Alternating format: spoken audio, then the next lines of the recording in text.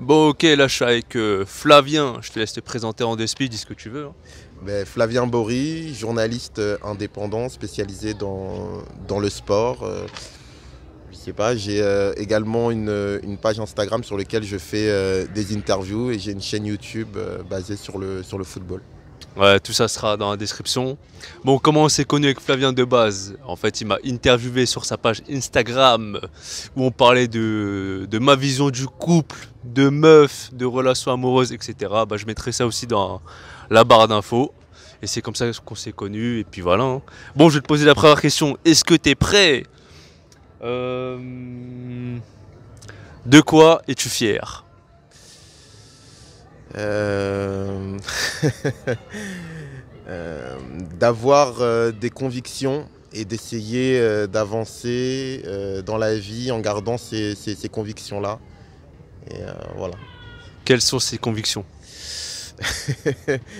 Ben, l'humilité, la confiance en soi également, l'ouverture d'esprit, l'apprentissage permanent, l'écoute. Je sais pas trop, c'est une question difficile, hein. Est-ce que tu peux me la poser? T'as parlé d'humilité, Ouais. justement. Pour moi, le contraire, ce serait l'arrogance. Est-ce que Ouais. t'as déjà été arrogant dans ta vie? Tout le monde a été arrogant à un moment ou à un autre, et je pense que quand on a tendance à abuser de l'arrogance, on se prend rapidement les coups euh, qui en découlent, quoi. Une leçon de vie, du coup. Et qu'est-ce qui s'est passé entre l'arrogance puis l'humilité qui est venue? Est-ce qu'il y a eu un événement précis? Tu veux un exemple d'arrogance? Ouais. Bah, j'ai été avec une fille pendant 5 ans et je l'ai trompée. Hey. Et bon, je suis pas fier de. Après, je sais pas si je l'ai fait par arrogance, mais en tout cas, j'avais pas forcément conscience de ce qui allait en découler. C'est-à-dire que bien évidemment, je savais que ça ne se passerait pas forcément bien, mais pas forcément à ce point-là. J'ai traîné ma croix, entre guillemets, pendant plusieurs années. Et donc, du coup, je pense que ça m'a donné une bonne leçon d'humilité. C'est-à-dire quand on est avec quelqu'un de valeur, et, bah, il faut savoir faire des choix, il faut savoir renoncer, il faut savoir faire preuve d'humilité. Je ne sais pas si je suis très clair, mais c'est un des exemples qui me vient. Mais je pense qu'on fait preuve d'arrogance. Je pense qu'on en fait preuve. Souvent, j'ai été à un moment stagiaire dans une chaîne de télévision. Et à l'époque, bon, je voulais faire mon trou, hein. C'est un monde où il faut être déter, où il faut vraiment tout donner. Et à un moment, ils n'avaient pas suffisamment d'auditeurs pour intervenir. Et il y a un des chefs qui m'a demandé de jouer l'auditeur, mais qui m'a dit ne me contredis pas. Ne me contredis surtout pas, même si t'es pas d'accord avec moi. Et moi, bien évidemment, j'avais qu'une seule envie, c'était de contredire, pour montrer que je connaissais. D'autant que bon, j'avais vraiment envie en tout cas d'apporter ça, et ça m'a pas forcé, ça m'a desservi. Voilà, donc je sais pas encore une fois si c'est une preuve d'arrogance ou c'est plus de l'intelligence sociale. Comme l'exemple que j'ai montré avant peut aussi être, on peut dire exactement que également pardon, que c'est de l'intelligence sociale, mais voilà, je pense que j'ai fait preuve d'arrogance et que j'aurais pu accepter en tout cas de ne pas ramener ma science, puisque ça finalement ça n'a pas apporté grand chose, ça m'a porté préjudice euh, plus tard. Est-ce que tu le regrettes? Non, non, et tout comme je regrette pas l'exemple d'avant, je regrette par rapport au tort que j'ai causé à cette personne. Parce que je pense que faire du mal à quelqu'un qui te fait du bien, même si bien évidemment j'avais des raisons qui m'ont poussé à faire ça, mais on regrette tout. Enfin, en tout cas, moi, je regretterai toujours le tort que je peux causer à quelqu'un. Après, je ne regrette pas pour mon histoire, parce que si je suis le mec que je suis aujourd'hui et que je porte de l'importance autant à mes valeurs et que je me bats pour avancer chaque jour en essayant en tout cas d'être un mec droit, responsable et honnête, c'est grâce à cette erreur-là. Et pour la deuxième, bah, franchement, ça m'a donné une bonne leçon sur ce métier, sur la façon dont les choses pouvaient se passer parfois. C'est-à-dire qu'il faut savoir attendre son heure, il faut pouvoir montrer qu'on connaît, mais pas vouloir forcément, pas au détriment d'autrui. Donc, ouais, moi, de toute façon, j'essaie de tirer des leçons de chaque erreur, chaque blessure que je peux. Et concernant tu sais, le petit passage télé là, est-ce que ça t'a apporté préjudice dans le sens où tu aurais pu monter haut et en gros ça t'a fermé des portes? Alors, ça m'a pas fermé des portes directement dans le sens où c'était pas un stage c'était pas un endroit où je souhaitais forcément faire carrière et tout, mais il s'avère que je n'ai pas gardé. En tout cas, dans tous les endroits où j'ai fait des stages, j'ai réussi à avoir du boulot après. Ok. Voilà. Et à cet endroit-là, j'en ai pas eu. Donc ça m'a donné déjà une bonne leçon et sans pour autant rentrer trop dans les détails, quelques années plus tard, j'ai retrouvé cette personne sur un autre plateau télé à une époque où j'avais Croix et où j'étais devenu un journaliste qui a l'occasion de faire ça et bah, je ne suis pas resté longtemps à cet endroit-là. Donc je ne sais pas si c'est en lien ou pas, mais en tout cas ça m'a donné comme leçon que bah, en fonction de l'endroit où tu es et avec qui tu es, il faut parfois savoir adapter ton comportement, prendre sur soi et en tout cas mesurer à chaque fois les risques que tu peux encourir, quoi. Est-ce que ça veut dire se rabaisser? Euh, Dans un sens, oui. Mais je pense que si tu en es à devoir faire ça, finalement, tu ne perds pas grand-chose au change. Donc, je pense que c'est se rabaisser vis-à-vis peut-être de ton ego ou vis-à-vis de autrui, voilà. Mais dans le fond, c'est pas se rabaisser. Ok. Bon, revenir à la première histoire. T'avais quel âge? Et là, tout de suite, à quel âge? Là, j'ai 32 ans et j'avais une vingtaine d'années environ. C'était la première fois que tu faisais ça? Comme ça, oui. Ok. Et est-ce que, après ça, en fait, sans trop rentrer dans les détails, est-ce que cette personne t'a pardonné? Est-ce que toi aussi, t'as réussi à avancer par rapport à ce que t'as pu faire? Est-ce que cette personne m'a pardonné? Oui, en tout cas, elle l'a dit. Est-ce que pardonner, c'est excuser et oublier? Non. Donc je pense qu'elle a pardonné, mais est-ce que moi je me suis pardonné, c'est ça? Ou est-ce que... Est-ce qu'après ça, en fait, c'est comme si tu te dis putain, j'ai fait ça et t'y penses toujours, jusqu'à ne plus avancer, en fait. Ou tu te dis bon, aujourd'hui, je suis une meilleure personne grâce à ça, malgré que je l'ai blessé, mais grâce à cet épisode, j'ai pu apprendre et devenir justement humble. Ah ben, j'ai traîné ma croix pendant bien 4-5 ans après ça, où je ne pouvais pas me remettre en tout cas en couple sérieusement avec quelqu'un parce que en fait je crois que j'ai été traumatisé par le mal que j'avais pu faire à cette personne. Alors bien évidemment moi j'ai tendance à idéaliser les choses, hein.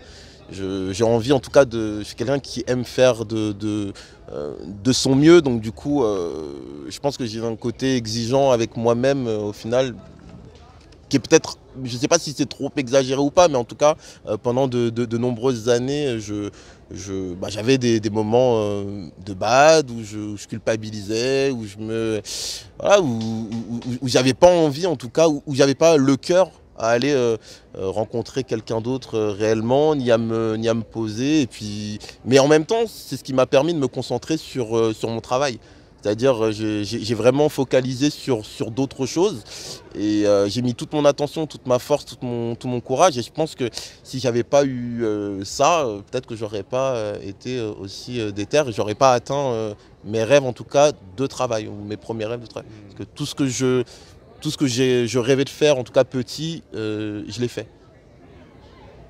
Ok. Je sais pas si j'ai répondu à tout ou pas. Ouais. À partir d'où commence la tromperie? Je pense qu'on le sait chacun. on le sait chacun à partir du moment où commence la tromperie. Je pense que c'est une question d'état d'esprit personnel. Je pense que même si tu parles avec une autre personne, toi-même tu sais si t'es en faute ou pas. Donc je pense que c'est propre à chacun et en fonction de tes intentions. Voilà. Et après, que tu puisses trouver d'autres personnes jolies ou attirantes, je pense que c'est humain. Mais je crois que la loyauté, c'est quelque chose qui est extrêmement important dans les relations humaines. Et ça, c'est quelque chose que je savais en soi, mais que finalement, je n'avais pas beaucoup creusé. Et donc, du coup, je pense que choisir, c'est renoncer. Donc, à partir du moment où tu te mets avec quelqu'un, en tout cas, et à partir du moment où les règles sont, on va dire, en monogamie, etc., parce que bon, il y a plusieurs manières de voir les choses. Je pense que la loyauté, elle est importante. Et ça, c'est pas forcément quand l'autre voit, mais c'est aussi par rapport à toi-même. Parce que du coup, si t'es pas loyal et que tu fais n'importe quoi, pour toi-même, la relation, elle est pas crédible, elle a pas trop de valeur. Donc je pense que c'est important de respecter la relation, c'est aussi en prendre soin et la rendre crédible aussi pour soi. Voilà. Et après, si jamais tu as la sensation de ne plus vouloir être avec la personne, là, il vaut mieux dire les choses, te séparer ou autre, plutôt que d'être déloyal. Voilà. Ok, ok. Est-ce que pour toi, en fait, le fait de tromper, c'est la pire des trahisons? Ça dépend. La pire des trahisons dans un couple, la pire trahison en soi. J'en sais rien. Moi, je pense que tout dépend le couple, tout dépend l'histoire du couple, tout dépend ce qui s'est passé dans le couple. Si la valeur fidélité, elle est importante dans le couple, entre vous, oui, ça peut être quelque chose qui est extrêmement, enfin, qui est grave. Après, est-ce que c'est la pire? Je pense que ça dépend vraiment des situations. Ok, ok, bon, on va clore ce thème parce que voilà, on pourrait faire une vidéo entière dessus et on va parler d'autre chose. Est-ce que t'as peur de mourir? Ouais, on va dire que j'ai peur parce que c'est inconnu, parce que je sais pas ce que ça fait. Maintenant, pour essayer d'avoir moins peur, j'essaye d'avoir une vie qui est au maximum en phase avec ce que je souhaite, avec mes valeurs, pour me dire que même si j'ai peur, au moment où je pars, au moins j'ai fait le taf, quoi. Voilà. Mais forcément, il y a une... Enfin, forcément, non. Je pense qu'il y a certaines personnes qui partent, en tout cas avec le sourire, etc. Et c'est ce que j'espère pouvoir faire un jour. Mais il y a toujours l'inconnu. Après, bon, j'essaye au maximum de ne pas trop me prendre la tête là-dessus. T'y penses souvent ou pas? Non, j'y pense pas de manière concrète. Parfois, j'ai une petite boule dans le ventre, j'ai un petit truc qui me touche et qui me dit tu n'es pas éternel, le temps passe, regarde tes parents, regarde un petit que tu voyais il y a quelques années qui est grand maintenant.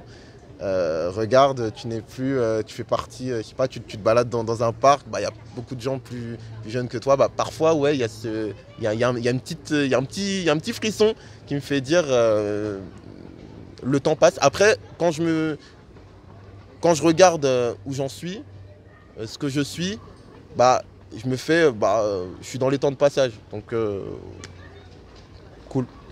Ouais, ça t'impacte pas vraiment dans le sens où ça t'empêche de faire des trucs, ça te met dans un bad mood et tout ça, non?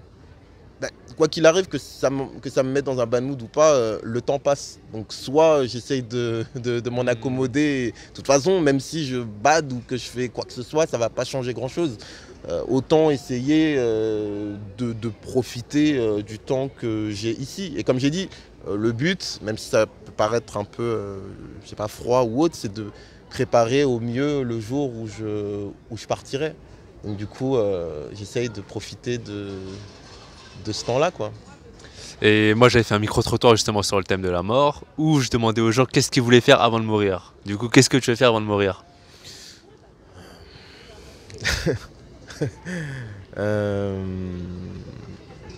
J'en sais rien. J'ai pas une chose précise. Si j'en ai une, je suis peut-être un peu trop pudique pour en parler, mais je dirais en tout cas de continuer à avancer vers la direction que je me donne et c'est tout quoi. Voilà, de continuer dans ce sens-là et puis le moment où je devrais partir, je partirai. Et si j'ai fait ce que j'avais à faire, c'est cool. Ok, ok. Bon, question suivante. J'espère que le son est ok vu que c'est la première fois que je teste ce micro. Donc on va voir comment ça va se passer. Si tu pouvais revivre un moment. J'en revivrai pas. Je crois que... Ou, si quand même. Allez, je dirais une journée de mon enfance avec mes parents et ma sœur dans la peau d'enfant. Mais j'aimerais bien avoir ma vision d'adulte pour pouvoir enregistrer ces moments-là. Ouais, je crois que ça serait une journée d'enfance en famille. Voilà quoi, où je sais pas, où il fait beau, où j'entends la radio de mon père en bas qui écoute France Info, ça me réveille, ça me donne envie de descendre. Je passe par la chambre de ma sœur, je l'embête un petit peu, je la réveille. Et puis après, je sais pas, y a ma daronne qui est là. Enfin, voilà, tu vois, une petite journée du quotidien en enfance. Et voilà, je pense que ce serait ça. C'est la nostalgie du vieux, ça, non? C'est pas la nostalgie du vieux, mais en fait, comme le temps passe et que c'est une époque d'insouciance où on a la sensation que le temps ne passe pas, en fait, je crois qu'il y a une sensation, une émotion qui peut être cool, en fait, à ce moment-là, quoi. Mais c'est marrant que tu parles d'un moment de l'enfance. Moi, ça me fait penser à la vie d'adulte, en fait, c'est comme un piège, hein. On veut grandir vite, mais une fois qu'on a grandi, on se rend compte que merde, l'enfance c'était bien.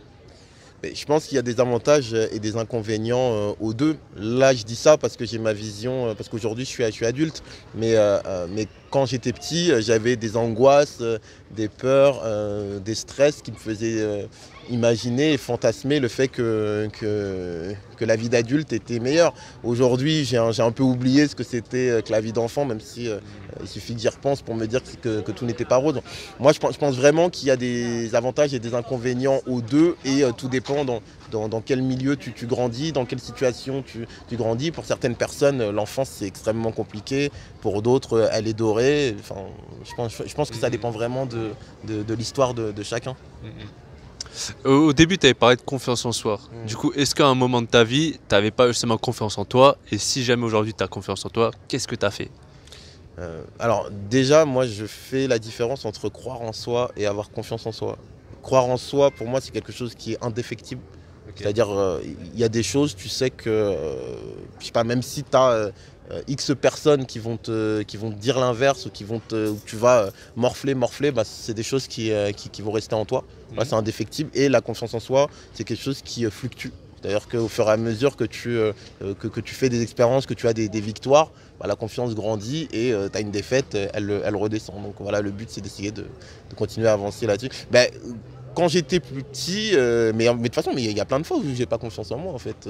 Mais le but étant de me préparer au mieux pour pouvoir affronter l'événement. Par exemple, l'année dernière, l'année dernière, aux Jeux Olympiques derniers, j'ai commenté du water polo. Okay. J'y connaissais rien au water polo. Et donc du coup, j'avais pas confiance en moi par rapport au water polo. En revanche, j'avais confiance en moi sur ma capacité à commenter. J'avais confiance en moi dans ma capacité à préparer au mieux ce travail. C'est-à-dire à récolter toutes les informations sur chaque mec. Tu m'aurais demandé, ou chaque meuf, tu m'aurais demandé le nom de son chien. S'il y a possibilité d'avoir cette info, je l'ai. Non mais c'est vrai, je sais que j'ai cette capacité à pouvoir... Bonjour. Bonjour. Je veux savoir ce que vous faites, s'il vous plaît. C'est une vidéo pour YouTube. Alors, ça va pas être possible, messieurs. Ah ouais? Vous êtes ici? On est au jardin du Luxembourg. Voilà. Qui appartient à la mairie de Paris? Et non. Non. Malheureusement, elle appartient au Sénat. Donc il y a un règlement qui est très strict pour faire toute communication vidéo. Il faut demander une autorisation au service de com du Sénat. Ok. Par écrit, donc là vous êtes obligé d'arrêter. Ok. Parce que surtout là, vous êtes dans un lieu qui... Bon, on vient de se faire virer parce qu'apparemment on n'a pas le droit de filmer, mais pirate tu connais, mais dans des conditions différentes de d'habitude, donc c'est parti. Bon, avant de le capter, Flavien, j'avais vu que peut-être il était adopté. Est-ce que tu peux en parler vite fait? Ouais, bah, j'ai été adopté par un père français blanc et par une mère sénégalaise noire, quoi. Moi, au début, je pensais que ta mère était biologique et que en fait, c'était ton père, c'était ton beau-père en gros. Non, les deux adoptifs. Ok.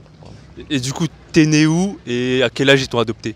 Je suis né à Dakar, au Sénégal, et j'ai été adopté bébé. J'avoue que je sais pas à quel âge exactement, mais bébé, quoi.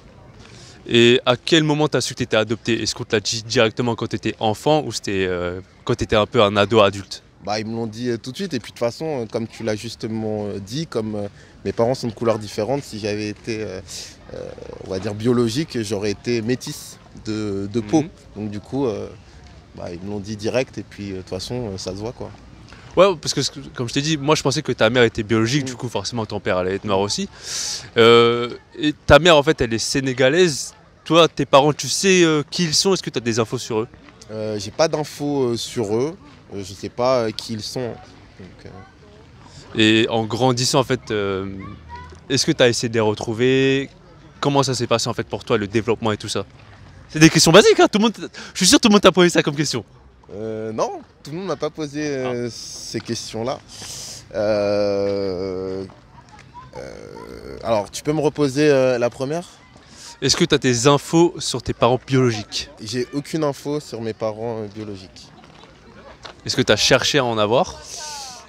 J'ai pas cherché vraiment à en avoir. Pourquoi?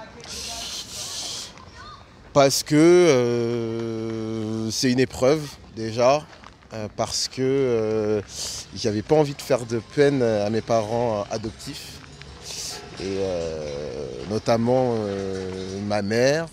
Tu sais, au Sénégal. Bon, après, c'est un présupposé personnel, hein, mais parfois on prend comme un manque de respect des choses qui peuvent paraître anecdotiques ici.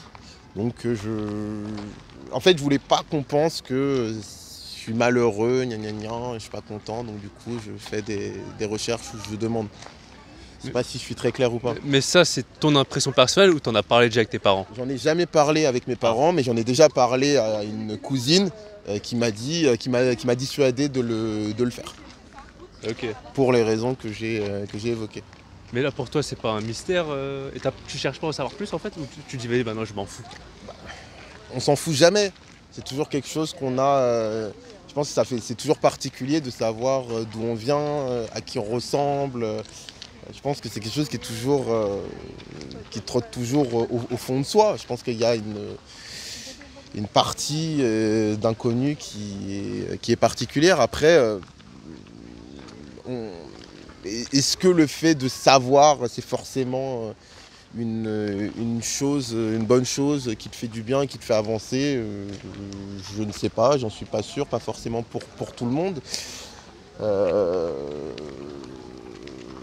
Après, si on me proposait là de claquer des doigts et de savoir tout, bah, je le ferais.